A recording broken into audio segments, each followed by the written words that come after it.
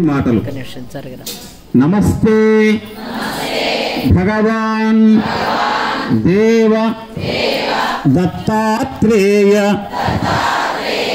జగత్ప్రభో సర్వ బాధా ప్రశమనం కురు శాంతిం ప్రయచ్చ మే. నమస్తే భగవాన్ దేవదత్తాత్రేయ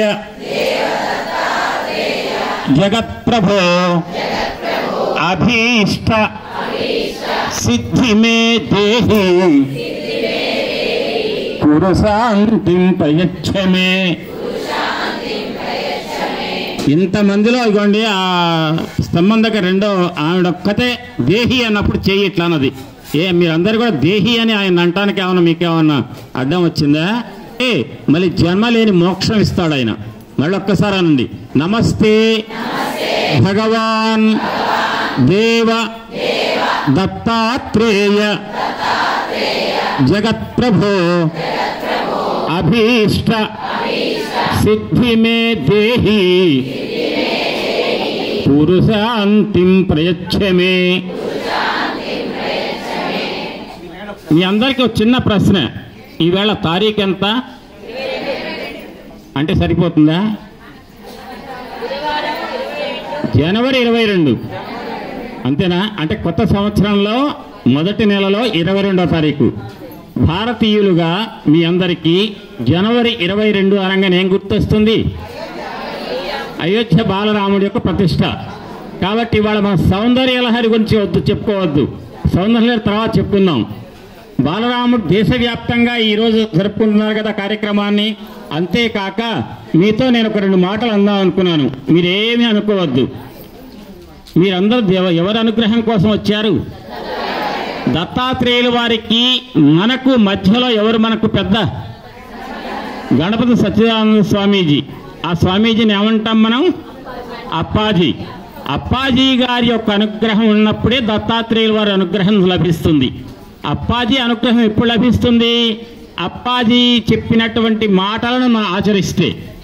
ఈ మధ్య తెలుగు రాష్ట్రాలలో విజయయాత్ర చేస్తూ అప్పాజీ అన్నారమ్మా, అందరూ ఆయన బాధను అర్థం చేసుకోవాలి మనం. ఆయన ఎంత ఆవేదన పడ్డారంటే మొన్న మాట్లాడుతూ ఒక చోట తోరం కట్టమని మీదకు పడతారట. ప్రయోజనం ఉందా? మీదకు పడి తోరం కట్టించుకుంటే అప్పాజీ అనుగ్రహం రాదు, ఆగ్రహం కలుగుతుంది ఆయనకు మన మీద. ఆయనకు ఆగ్రహం ఎప్పుడూ కలగదు, కానీ అనుగ్రహం కలగదు. అది గుర్తుపెట్టుకోండి. అంటే ఆగ్రహించరు స్వామి, అనుగ్రహం మనం దూరం చేసుకుంటున్నాం మనమే.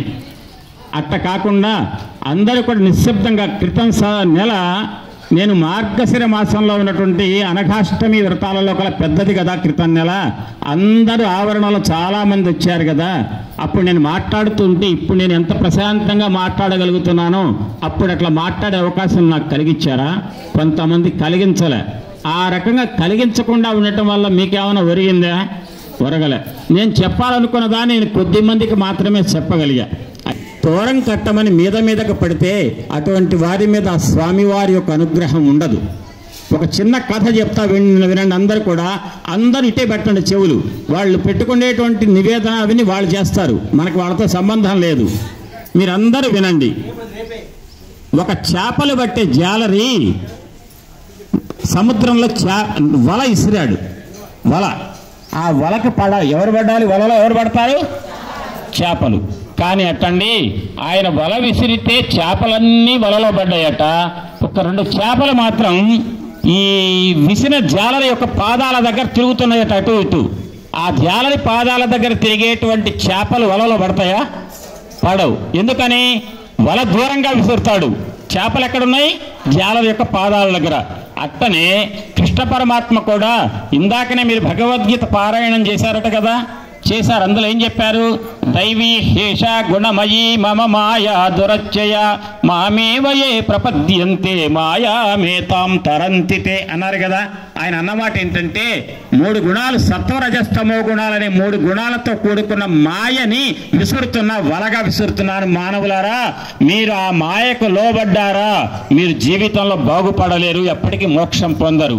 కానీ ఆ 3 గుణాలు ఎంత ప్రమాదం అంటే సత్వగుణం, రజోగుణం, తమోగుణం, 3 గుణాలు కలిపి పిండి బాగా కలిపి మాయ అనేటువంటి పదార్థాన్ని తయారు చేసి ఆ మాయతో ఈ ప్రపంచాన్ని సృష్టించా.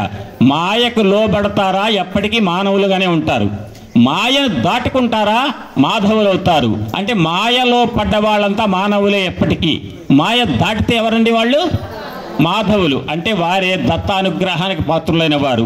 అంటే మనకు మానవుడిగా ఉండాలా, మాధవుడుగా మారాలా, భగవత్ తత్వంలోకి మారాలా అనే దానికి అడ్డం ఉంది ఎవరు? అందరికీ నోరు అమ్మ కాసేపు ఆగితే నరసింహారావు గారి ఆ తదితరులంతా పెట్టి భోజనం అందరం చేస్తాం కదా. నేను ఒక్కనే కాదు కదా, నేను అనమన్నప్పుడు మీరు అనాలి. అంటే మీరు మనందరం మానవులుగా ఉండాలా, పెరిగి ఉన్నత స్థితికి పోయి మాధవులుగా మారాలా అనే దానికి అడ్డంగా ఉన్నది ఎవరు? మాయ. ఆ మాయ ఏ గుణాలట? 3 గుణాలు, సత్వ, రజ, తమ. చాలా జాగ్రత్త. ఇవాళ చెప్పే మాటలు మామూలు మాటలు కాదు, ఎంత గొప్పగా. ఎందుకంటే జనవరి 22వ తారీఖు నాడు మనకు అనుకోకుండా అనఘాష్టమి వచ్చింది కాబట్టి ఆ మాట చెప్పాలనుకొని వచ్చాను. అయితే మాయ అనేది అడ్డం ఉంది కదా, మాయ దాటామా మాధవులం, మాయ లోపల ఉన్నామా ఎప్పటికీ మన బ్రతుకులుంతే. కానీ దత్తుడు అనుగ్రహానికి పాత్రులైన వాళ్ళు ఎప్పుడు మానవులుగా ఉండరు, ఉన్న స్థితి నుంచి ఉన్నత స్థితికి పోతారు. ఆ స్థితికి పోవటానికి మనం ఎవరి అనుగ్రహానికి ప్రాకులాడుతున్నాం? దత్తాత్రేయుల వారి అనుగ్రహం. దాన్ని మనకు అందించే మహానుభావుడు ఎవరంటే అప్పాజీ. అప్పాజీ గారి యొక్క వేదన ఇంకొక చోట చెప్తూ ఏమన్నారు తెలుసా? మానవులు పిరికి పందల్లాగా ప్రాణాలు తీసుకుంటున్నారు, కానీ ప్రాణం తీసుకోవటం అనేది మానవుడి చేతిలో లేదు. మానవుడు తల్లి గర్భంలో ఎప్పుడు పడ్డాడు అనేది ఎవరికన్నా తెలుసా అండి? మనలో ఇక్కడున్న అందరికీ మన తల్లి గర్భంలో ఎప్పుడు పడ్డామో, పిండంగా ఎప్పుడు మనకు ప్రాణం వచ్చిందో ఎవరికన్నా తెలుసా? తెలియదు. తర్వాత ఏ మనిషికైనా ప్రాణం ఎప్పుడు పోతుందో తెలుసా? రావటం పోవటం మనకి తెలియదు, కానీ ఉండటం మాత్రం తెలుస్తుంది. అంటే పుట్టిన ప్రతి మనిషి తల్లిదండ్రుల సంరక్షణలో 5 ఏళ్ళు 6 ఏళ్ళు 10 ఏళ్ళు జ్ఞానం వచ్చే వరకు ఉండి, జ్ఞానం వచ్చిన తర్వాత మనందరం కూడా జీవితం ఎప్పుడు పూర్తవుతుందో అప్పటి వరకు కూడా కార్య సాధన, భగవత్ సాధనలో గడపడం ఒక్కటే మనిషి చేయవలసిన పని అని చెప్పి అప్పాజీ గారు చెప్పారు. దానికి 2 మాటలు చెప్పారు అప్పాజీ. భగవంతుడి యొక్క పాదాలను ఆశ్రయించండి, మాయకు లోను కారు. వల విసిరాడు జాలరి.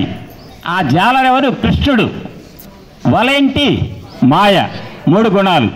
ఆ 3 గుణాలకు లోబడ్డారా మీరు అంతే వలలో పడతారు, బయటికి రాలేరు. వలలో చిక్కుంటే ఎక్కడ బయటకు వస్తారు? ఆ కృష్ణుడే లాగాలి, ఆ జాలరే. ఈ జాలరే ఎవరు? చేపలు పెట్టాయని ఎవరు మనకి? కృష్ణుడు. ఆ కృష్ణుడు విసిరిన వలలో పడకుండా ఉండాలంటే, వలలో పడితే దూరంగా ఉంటే పడతాం, ఎక్కడుంటే పడం వలలో? పాదాల దగ్గర పడట అనగానే వెంటనే తయారవుతారు మీరు. అయ్యా ఇప్పుడేగా మీరు చెప్పారు తోరం కట్టమని చెప్పి వీళ్ళందరి మీద వెంటనే వచ్చి పాదాల మీద పడతాం. ఈ పాదాలు అది కాదండి. పాదాలంటే ఏంటంటే, భగవంతుడి పాదాలంటే ధర్మం, సత్యం. ఈ 2 ఏం చెప్పిందో, వేదం ఏం చెప్పిందో, పెద్దలు ఏం చెప్తున్నారో గురుదేవులు వారు చెప్పిన మార్గంలో పూజ ఈ కార్యక్రమం కాగానే తోరం, భోజనం దేని దగ్గర కూడా తొక్కిస్తున్నాడు చేయక్కర్లా. అది ఆయనకి ఇష్టం లేదట అప్పాజీకి. కాబట్టి ధర్మం, సత్యం ఏం చెబుతుందో, క్రమశిక్షణ ఏదైతే ఉందో దాన్ని పాటిస్తూ ఉన్నప్పుడు ఆ భగవంతుడి పాదాల దగ్గర మనం ఉన్నట్టు అప్పుడు మాయకు లోను కాము. కాబట్టి మాయామేతాం తరంతితే, కానీ ఈ మాయతో కూడుకున్న ప్రపంచంలో ఉన్న మీరు ఎప్పటికీ కూడా మాయను దాటలేరు, మీ వల్ల కాదు అన్నాడు కృష్ణుడు. కానీ వెంటనే ఏమన్నాడు తెలుసా? అవుతుంది అన్నాడు. ఎట్టవుతుందంటే నా పాదాలు ఆశ్రయించండి అన్నాడు. ఆ శ్లోకంలో అదే కదా అర్థం, ఇందాక చేశారుగా మీ పారాయణం. ఆ కృష్ణ పరమాత్మ యొక్క పాదాలు ఆశ్రయించడం అంటే అర్థం ఏంటంటే, ధర్మం, సత్యం, నిరంతరము కూడా ధర్మాన్ని అనుష్ఠించండి, సత్యాన్ని పలకండి. ప్రాణం ఏం పోదు సత్యం పలికితే, ఇది ఉన్న నిజం అని. ఇక అది అయిన తర్వాత ఇంకా ఒక మాట. ఈవేళ జనవరి 22 బాలరాముణ్ణి ప్రతిష్ఠించిన రోజున అందరూ అన్నారు కదా మీరు. శ్రీమద్ రామాయణంలో అయోధ్యకాండలో చివర్లో సీతారామచంద్రమూర్తి, సీతమ్మ వారు, రామచంద్రుడు లక్ష్మణస్వామితో కలిసి అరణ్యంలోకి ప్రవేశించిన తర్వాత చిత్రకూట పర్వతం దగ్గర కొంతకాలం గడిపారు. అక్కడికే భరతుడు వచ్చాడు. అన్నయ్య తప్పైంది అన్నయ్య నాది, మా అమ్మ దుర్మార్గురాలు అంటే, నాన్న తనకరా భరత, అమ్మ కైకేయి మహాత్మురాలు అన్నాడు రాముడు. అన్న తర్వాత అన్నయ్య రా నువ్వే రాజ్యాన్ని ఏలుకో అంటే, నాన్న మన తండ్రి గారు నాకు అరణ్యవాసం చెప్పారు 14 ఏళ్ళు, నేను వెళుతున్నాను కాబట్టి నేను రాను. అన్నయ్య మీ పాదుకలు ఇవ్వండి, నేను పెట్టి ఆ పాదుకలనే రాజు స్థానంలో పెట్టి నేను రాజ్యపాలన చేస్తా, మీరు 14 సంవత్సరాలు కాగానే తిరిగి వద్దురు కానీ అన్నాడు. అని అదంతా వెళ్ళాడు. ఆ భరతుడు వచ్చినటువంటి సమయంలో వచ్చిన ఏనుగులు గుర్రాలు వాటి యొక్క లద్దెలు అక్కడ పడి అపవిత్రం అయిపోయింది అనుకొని చిత్రకూట పర్వతం ప్రాంతాన్ని విడిచిపెట్టాలి. అంతేకాదు అక్కడ ఉంటే రామచంద్రమూర్తి పదే పదే ఏం గుర్తొస్తుంది, భరతుడు రావటం, తల్లులు వచ్చేసి నాయన రామ రాయ్యా రాజ్యపాలన చెద్దుగానని మాట గుర్తొస్తుంటే అరణ్యవాసం చేయలేడు, వనవాసం. అందుకోసం ఆయన అక్కడి నుంచి వెళ్ళిపోవాలనుకున్నాడు. బయలుదేరినటువంటి సీతారామచంద్ర స్వామి లక్ష్మణస్వామితో కలిసి ఎవరి ఆశ్రమానికి అడుగు పెట్టారో తెలుసా అండి? అత్రి అనసూయలు ఉన్నటువంటి దత్తాత్రేయ స్వామి వారి యొక్క తల్లిదండ్రులు ఎవరండి? అత్రి అనసూయలు ఉన్నటువంటి ఆశ్రమానికి అడుగు పెట్టారు సీతారామచంద్రమూర్తి లక్ష్మణస్వామితో కలిసి. అప్పుడు జరిగిన సంఘటన చెప్తే నిజంగా చెప్తున్నాను, నాకైతే ఎంత కంటి వెంట నీళ్ళు వస్తాయి. అక్కడ సంఘటన ఒకసారి మనసుకు తీసుకుంటే ఎంత గొప్పదంటే ఆ సంఘటన. అంటే మీరు ఒక్క మాటను చిందులు అందరూ అనకపోయినా ఒక్కళ్ళు ఉంటారు, ఏమండి మాకు దత్తుడు తప్ప ఇంకోటి చెప్పకండి అని. అంటే మీకేం కావాలట? దత్తుడు గురించి కావాలి, అంతే కదా. నేను ఎవరి గురించి చెప్తా అన్నాను? రాముడి గురించి. అది అవునా కాదా అని మీరే నిర్ణయించండి. ఒక్క 2 నిమిషాల తర్వాత మిమ్మల్ని అడుగుతా ప్రశ్న. అక్కడట అత్రి మహాముని మహానుభావుడు అడిగాట, ఏంటో తెలుసా? రామా వచ్చావా నాయన రా అని చెప్పి సాదర సత్కారాలు చేశాట సీతాదేవికి, రామచంద్రమూర్తికి, లక్ష్మణస్వామికి చేసి సీతమ్మ వారిని అనసూయమ్మ దగ్గరికి వెళ్ళమన్నట్ట. లోపలికి వెళ్ళమని రామచంద్రమూర్తికి అత్రి మహర్షి చెప్పాడట. రామా అనసూయాదేవి ఎంత గొప్ప పాతివ్రత్య మహిమ కలిగిందో తెలుసయ్యా అని చెప్పి అనసూయాదేవి పండు ముదుసలి తల్లి, ఆ అమ్మ శరీరం కంపించిపోతోందట. పెద్ద గాలికి అరటి చెట్టు ఊగినట్టుగా అమ్మ యొక్క అనసూయాదేవి యొక్క శరీరం వణుకుతున్నదట. అటువంటి తల్లిని గురించి చెప్తాడండి అనసూయమ్మ యొక్క భర్త అయిన అత్రి మహర్షి. రామా ఈ అనసూయాదేవి యొక్క పాతివ్రత్య మహిమ నీకు తెలవదు కదా నాయన, ఎటువంటిదంటే అని చెప్తూ 10 సంవత్సరాల పాటట. అందరు ఇటు వినండి, ఎవ్వరికి ఏమీ దృష్టి పెట్టకండి. 10 సంవత్సరాల పాటు అతి భయంకరమైన కరువు కాటకాలు వచ్చి తినటానికి ఆహార పదార్థం లేదు, త్రాగటానికి నీరు లేక మలమల మాడిపోతుందట భూలోకంలో అందరికి కూడా. ఆ సమయంలో కఠోర తపస్సు చేసిన అనసూయాదేవి ఆ అమ్మ యొక్క తపశ్శక్తి వలన కందమూలాలు సృష్టించిందట తినటానికి. కందమూలాలు సృష్టించి తిన తర్వాత త్రాగటానికి నీరు కావాలి, గంగని ప్రవహింపజేసిందటండి అనసూయాదేవి. అంత తపోశక్తి కలిగిన తల్లి. అటువంటి అనసూయమ్మ యొక్క వైభవం చెప్తూ ఇంకొక మాట అంటారు అత్రి మహర్షి. 10,000 సంవత్సరాలు కఠోర తపస్సు చేసి ఆ అనసూయాదేవి ఋషీశ్వరులు చేసే తపస్సు యొక్క కార్యక్రమానికి ఆటంకాలుగా వచ్చే విఘ్నాలు ఏవైతే ఉన్నాయో వాటిని తొలగించడానికి తగిన తపశక్తిని సాధించిందట అనసూయాదేవి. అది అయిన తర్వాత ఇంకొక మాట చెప్తారండి. దశరాత్రం కృతారాత్రి శ్రేయం మాతేవతే అనఘా అంటాడు వాల్మీకి మహర్షి. వాల్మీకి చెప్పాడంటే అంతకంటే మీకు ప్రమాణం అక్కర్లే, సుప్రీంకోర్టు అది. ఏది ఆధ్యాత్మికంలో ఏమన్నాడు? దశరాత్రం కృతారాత్రి శ్రేయం సయం, ఈ అమ్మ శ్రేయం మాతేవతే అనఘా. అనఘా కాదు, అనఘా అంటే మీరు చేసే వ్రతం, అనఘాదేవి అనఘా అన్నాడు వాల్మీకి. దాని అర్థం తెలుసా? వినండి జాగ్రత్తగా. శాండిలి అనే ఒక తపస్విని, మహాతపశక్తి సంపన్నురాలు ఆమెనట మాండవ్య మహర్షి ఒక శాపం పెట్టాట. శాండిలి 10 రాత్రులు పూర్తయి 11వ ప్రొద్దును అయ్యే లోపులో ఈ 10 రోజులలో ఒక ప్రాతకాలంలో ఒక రోజు ప్రొద్దుని నువ్వు వైధవ్యాన్ని పొందుతావు అన్నట్టండి. ఎవరు? మాండవ్య మహర్షి. ఎవరిని? శాండిలిని. ఆ శాండిలి మహాతపశక్తి సంపన్నురాలు. అంతేకాదు అనసూయాదేవికి మహా ఆత్మీయురాలట శాండిలి. అప్పుడు ఆ శాండిలి ఊరుకుంటుందా, నన్ను 10 రోజులలో ఒక పొద్దున పూట వైధవ్యాన్ని పొందు అని చెప్పి నా భర్త ప్రాణం పోయేట్టుగా నువ్వు శపిస్తావా మాండవ్య మహర్షి? సూర్యోదయం కాకుండా నేను శపిస్తున్నా పొమ్మన్నది. అంటే సూర్యోదయం కాకపోతే 10 రాత్రులు ఎక్కడవుతాయి? కావు. ఆ సూర్యోదయం కాకుండా శాపం పెట్టిందని శాండిల్ తపశక్తితో. అప్పుడటండి దేవతలంతా అక్కడ సూర్యోదయం కాకపోతే ఈ లోకం గడిచేది ఎట్లా అని చెప్పి దేవతలంతా కూడా భయపడిపోయి అనసూయమ్మ దగ్గరికి వచ్చారట. అమ్మా, నువ్వు తప్ప ఈ లోకంలో సూర్యోదయం కాకుండా శాండిలి పెట్టినటువంటి ఆ శాపాన్ని విరుగుడు చేసి కాలగమనాన్ని తిరిగి పునరుద్ధరించగలిగే శక్తి ఈ లోకంలో ఇంకెవరికి లేదమ్మా, మహాపతివ్రత శిరోమణివి నువ్వు అని చెప్పి అనసూయాదేవి దగ్గరికి దేవతలంతా వచ్చారట. అప్పుడు దేవతల యొక్క కోరిక మన్నించి అనసూయాదేవి చేసిన గొప్ప కార్యక్రమం ఏమిటో తెలుసా అండి? 10 రాత్రులని ఒక రాత్రిగా గడిపించేసిందట. అంటే 10 రాత్రులు అయిపోయినాయి, ఒక్క రాత్రి ఆ రాత్రి అయిపోయింది. ఇంకేముందండి, ఈ 10 రోజులలో ఏదో ఒక రోజు ప్రొద్దున పూట వైధవ్యం రావాలి శాండిలికి. 10 రోజులు అయిపోయినాయి, ఒక్క రోజులో 10 రోజులను గడిపేసేసింది. అంత తపశ్శక్తి సంపన్నురాలయ్యా ఈ అనసూయ అని చెప్పాడు అత్రి మహర్షి తన భార్య అయిన అనసూయాదేవి యొక్క వైభవం గురించి రామచంద్రమూర్తికి. అప్పుడు రామచంద్రమూర్తి అన్నాడట, సీత వింటున్నావా? అత్రి మహాముని చెప్పారు ఎంత తపశ్శక్తి సంపన్నురాలు అనసూయాదేవి. కాబట్టి అనసూయాదేవిని అనుగమించు, నువ్వు అనుసరించు.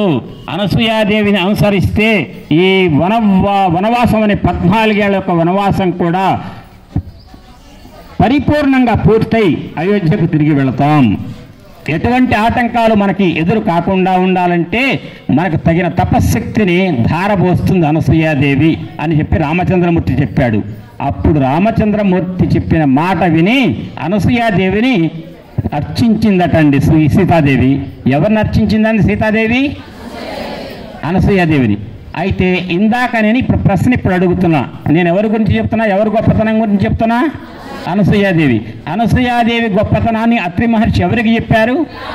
ఇవాళ ఎవరిది బాల విగ్రహ ప్రతిష్ఠ? రామచంద్రమూర్తిదే కదా. మరి దత్తాత్రేయుల వారి గురించి చెప్పమంటే రామచంద్రమూర్తిని చెప్పడం అనేది ధర్మమేనా? నేను ఇదేమో దత్తాత్రేయుడి పీఠం, నేను చెప్పేది రామచంద్రమూర్తిని గురించి. అది ధర్మమా? ధర్మమే. ఎట్లంటే ఏమన్నాడండి అత్రి మహర్షి? దశరాత్రం కృతారాత్రి సేయం మాతేవతే అనఘా. అంటే రామా, ఈ అనసూయాదేవి ఎవరో తెలుసయ్యా? సాక్షాత్తు నీకు తల్లి వంటిది అని చెప్పాడు. అంటే రామచంద్రమూర్తికి అనసూయాదేవి ఎవరు? అంటే అనసూయాదేవి యొక్క కుమారుడు ఎవరు?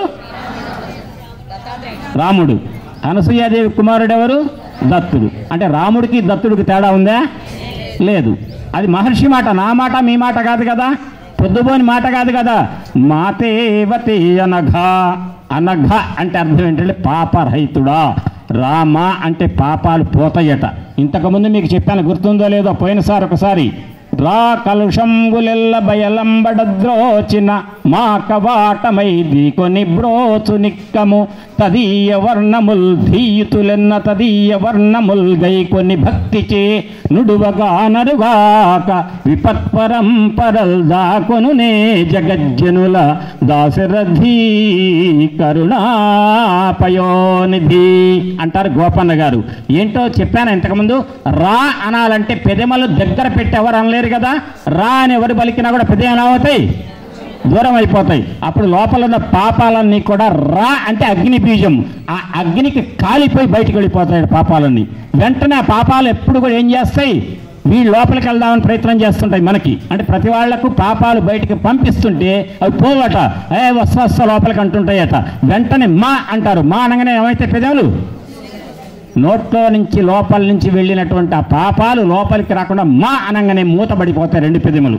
ఆ రకంగా రా అంటే పాపాలు బయటికి పోతాయి, మా అంటే పాపాలు లోపలికి రాకుండా నిరోధించబడతాయి. ఆ రకంగా మనలో ఉన్న క్రమంగా పాపాలని పరిహరించబడి పాపము లేని స్థితికి మనం చేరాలంటే మనం ఏ 2 అక్షరాలు ఉచ్చరించాలట? రామ రామ రామ అనగానే రా అంటే తెరుస్తాం, బయటికి పోతాయి. మా అంటే మూతపడుతుంది, లోపలికి రావు. ఆ రకమైనటువంటి రామనామాన్ని ఈరోజు మనం చెప్పుకోవటం అంటే అప్పాజీ ఏమన్నారంటే, అప్పాజీతో పాటుగా చిన్నస్వామి వారు కూడా చెప్తున్నారు ఈ తెలుగు రాష్ట్రాల్లో ఉన్నటువంటి విజయ సభలలో. ఏంటంటే దత్తభక్తులందరూ కూడా మర్చిపోకుండా పాటించవలసిన అంశం ఏంటంటే అనఘా వ్రతం చేశారు. వ్రతంతో పాటుగా తల్లులందరూ కూడా దత్తభిక్ష అనే దాని యొక్క వైభవం చెప్పారు చిన్నస్వామి వారు.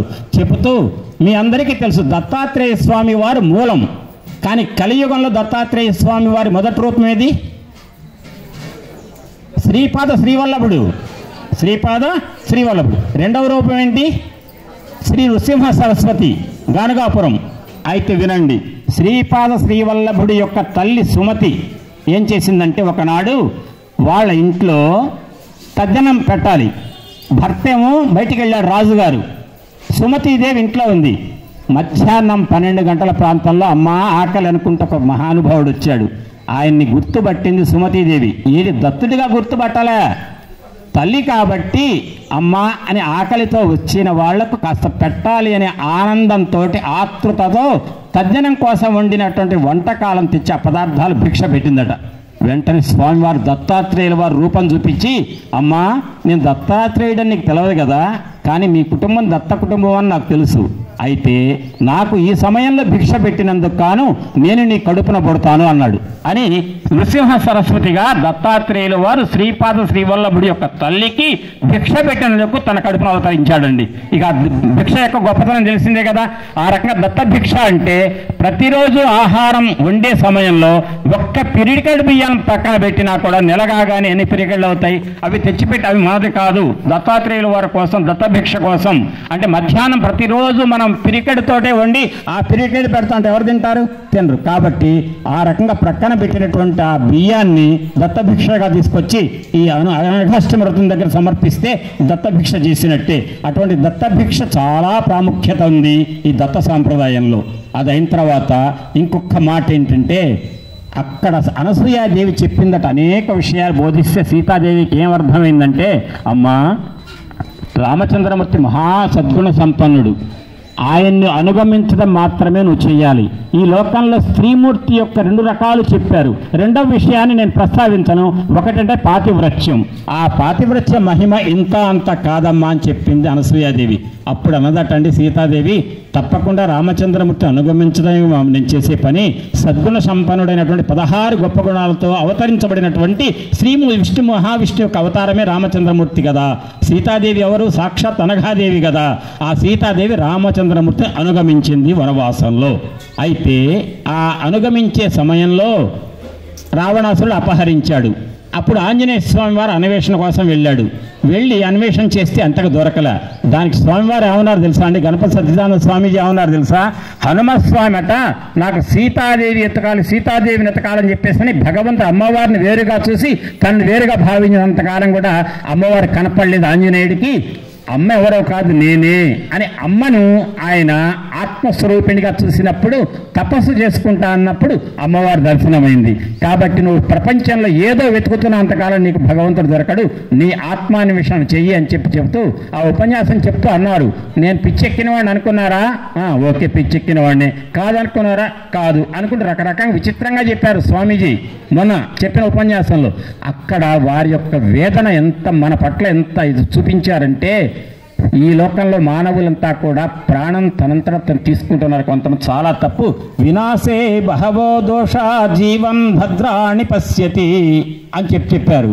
అంటే మానవులకు ఎవరికి కూడా ప్రాణం సొంతగా తీసుకోవడానికి అర్హత లేదు. బ్రతికినంతకాలం కూడా సత్సంగం చేయండి.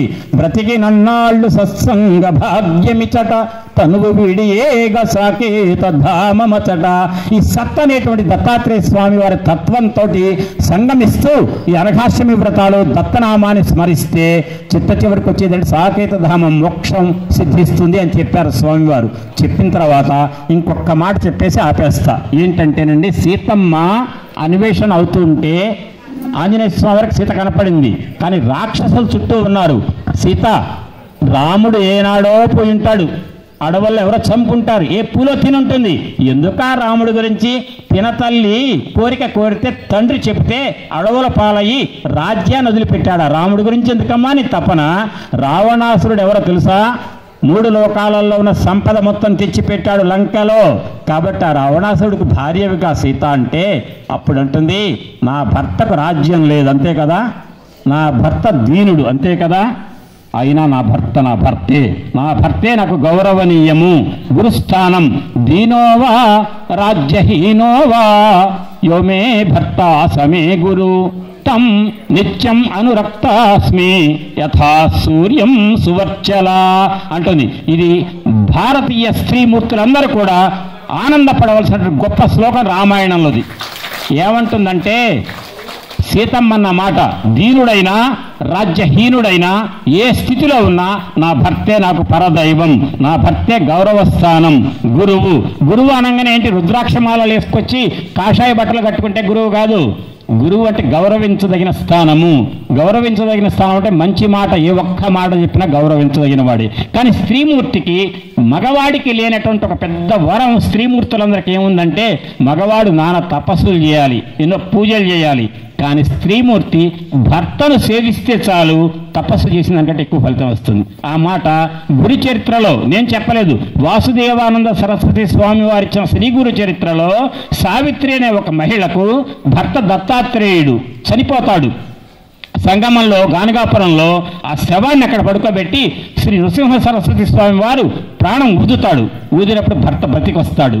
అప్పుడు అంటుంది సావిత్రి, స్వామి పోయిన ప్రాణాన్ని నా భర్తకు తిరిగి తెప్పించారా, ఇక నేను ఏదైనా తపస్సు చేసుకుంటానంటే, లేదమ్మా స్త్రీమూర్తికి తపస్సుకు లేదు అవకాశం, అంత అవసరం కూడా లేదు. స్త్రీమూర్తి తేలికగా భర్తను సేవిస్తే చాలు తపస్సు ఫలితం మొత్తాన్ని పొందుతుందమ్మా, మగవాడికి లేదమ్మా హక్కు లేదు, ఆ అవకాశం లేదు, ఒక స్త్రీమూర్తికి అవకాశం ఉందని చెప్పి వ్రతం ఏదైనా కావాలంటే అనంత పద్మనాభ వ్రతం అదంతా ఉపదేశిస్తారు. అదంతా శ్రీ గురు చరిత్రలో ఉంది. ఇక్కడ స్త్రీమూర్తికి ఈ సమాజం హైందవ ధర్మం ఎంత గొప్పదిచ్చిందంటే భర్తను అనుగమించడమే.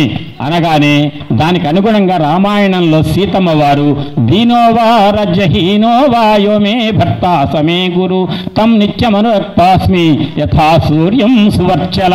సూర్య భగవానుడికి సువర్చల ఎట్టయితే అనుగమిస్తుందో, విడదీస్తారు. ఎవరు సూర్యుడికి సూర్యకాంతికి ఎవరన్నా సపరేట్ చేయగలుగుతారా?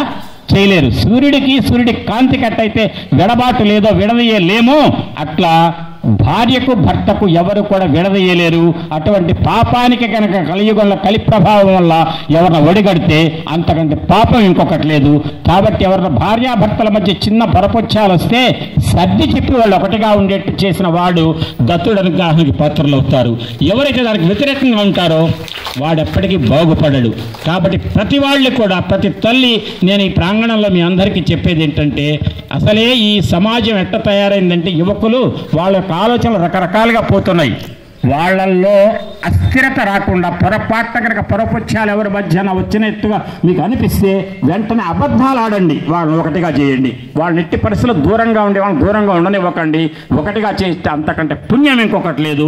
కాబట్టి ఆ రకంగా సీతాదేవి అన్నటువంటి నా భర్త నుంచి నేను విడి చేయటం ఎవరి వల్ల కాదు, సూర్యుడి నుంచి సూర్యకాంతిని ఎవరైతే విడదీయలేరో, ఎట్టయితే విడదీయలేరో అట్టు నా భర్త రామచంద్రమూర్తితో పాటు ఉండే అనుగమించేటువంటి భార్య అయిన సీతను నేను అని చెప్పి రాక్షసులకు రావణాసురుడికి నువ్వు భార్యవుగా, రావణాసురుడికి భార్యవుగా అంటే నేను కానుగాక కాను, రాముడికే భార్యను అని చెప్పి అక్కడ 10 మంది పతివ్రతల పేర్లు అంటుంది.